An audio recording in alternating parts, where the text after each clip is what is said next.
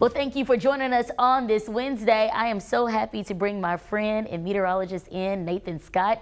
Nathan, I can't really see those numbers, but I'm going to imagine that we're warming up just a little bit. You need some glasses? My contacts are messing up. Binoculars? I need something.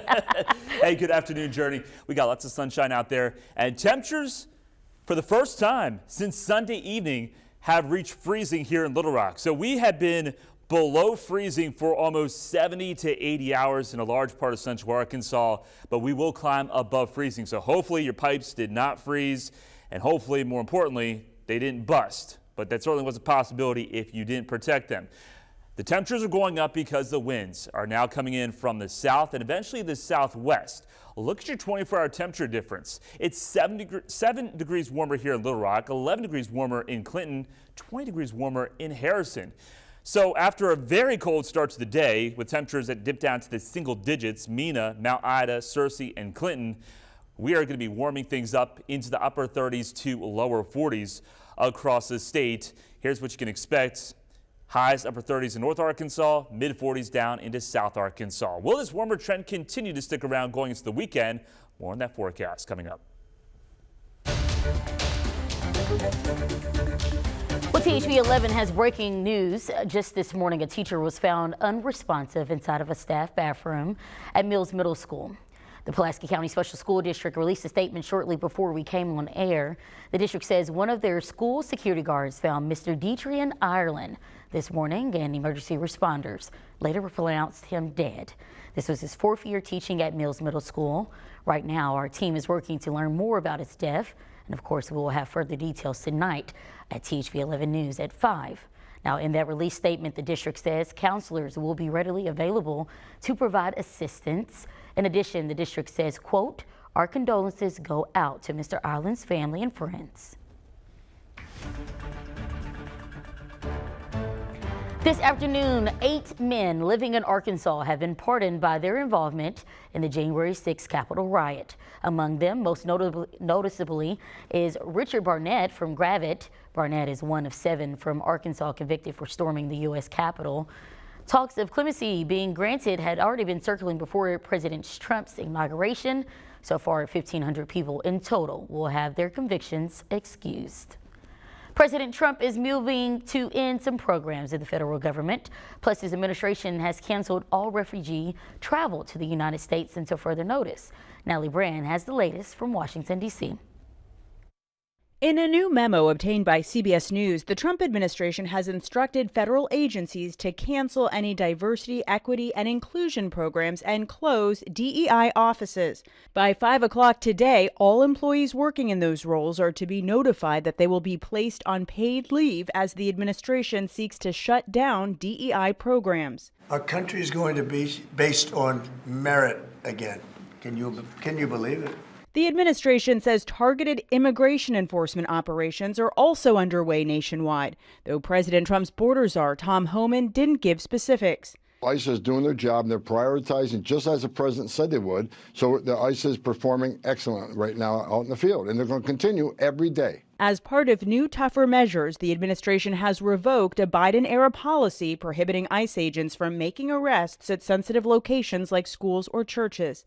We understand that people are scared. We understand that people are frightened because Donald Trump, with the support of House Republicans, have now said this is within bounds. And CBS News has learned the State Department has canceled all refugee travel to the U.S. until further notice. For now, this does not affect special immigrant visa holders who assisted U.S. military forces. The group Global Refuge calls the change devastating. Natalie Brand, CBS News, Washington. A bill circulating the state capitol could force the redistricting process to adhere to the Freedom of Information Act. The governor, Secretary of State, and Attorney General meet every 10 years to draw district lines. They are immune from the the Freedom of Information Act. Members of state Congress, though, say it prevents citizens from making proper arguments when unfavorable maps are drawn. Basically, I'm saying to those groups is, if you have a case and you don't feel like the legislative districts were drawn fairly, which impacts citizens for 10 years. This is a huge decision, and they just need to be able to know what their government's doing. The more restraints like that you put on whoever we elect, the harder it becomes to find good people that want to run for those offices. No action has yet to be taken in response to Senate Bill 12. However, it is currently undergoing adjustments to be presented again. Well, staying close to the Capitol, the Little Rock Fire Department is demanding changes to their work schedule. Local 34's president is requesting for crew members to work 48 hours on duty and 96 hours off.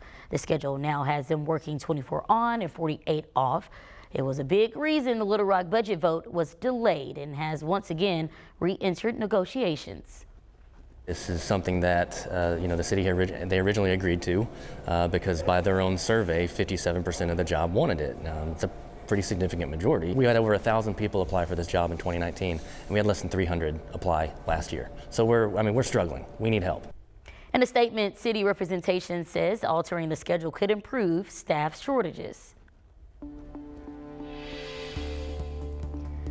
Well, there's been little to no momentum in the Jefferson County government shutdown. The county is now over a week into a stalemate resulting from the inability to pass a new budget. More people are growing frustrated as each day passes by. TV11's Ashley Godwin has the report. Christy Badgley has worked for the county for more than 2 decades, but with the current state of the county budget, she could lose her job.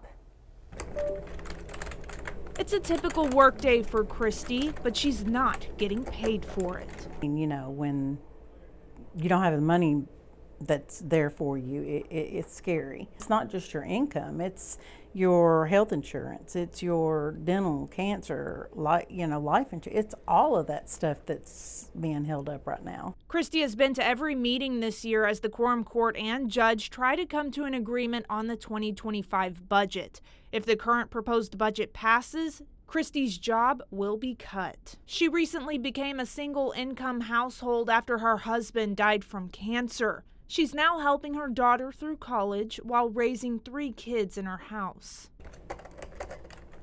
So, Christy continues to come to work. Because of the sheriff, because his dedication. Something we've heard from several county employees. Despite not getting a paycheck, they still come to work because of the respect they have for their department heads. It's like a family thing here. It's not, you want to help support even though something like this is going on. The county judge has not planned another meeting to address the budget for this week. He was attempting to pass an emergency proclamation to pay essential workers during this time, but there's not enough money in the emergency funds to do it. Back to you. Starting today, construction will begin on a $4 million canopy at the Clinton Airport. All passenger drop-offs are moving to the outer commercial curb. If you need extra time for loading or unloading, there's good news. The short-term parking area is now offering 45 minutes of free parking. The project, which includes new lighting and signage, should wrap up by the fall. When scrolling for jobs online, you need to be cautious of the risks. Scammers are on the prowl. Learn how to avoid them at 12:19. And the bitter Arctic air is slowly retreating away from Arkansas. You see that here with your mornings ahead. No more teens expected. After this morning's frozen tundra, we'll see those numbers warm up, possibly only into the upper 30s for lows by Sunday morning. When's our next chance of precipitation? And will it be rain or snow? I'll have that answer coming up.